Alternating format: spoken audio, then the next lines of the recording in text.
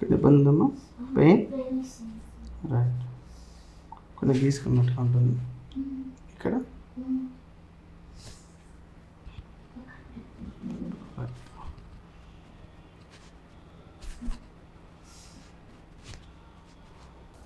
Free ఉంది. Okay, గాలి తీసుకోండి, వదిలేయండి. ఓకే, ఫ్రీ ఉండండి, రిలాక్స్ ఉండండి. ఓకే, రెండు కాళ్ళు దగ్గర చేయండి అమ్మా, రెండు కాళ్ళు దగ్గరికి ఫోల్డ్ చేయండి, అలా ఉంటుంది.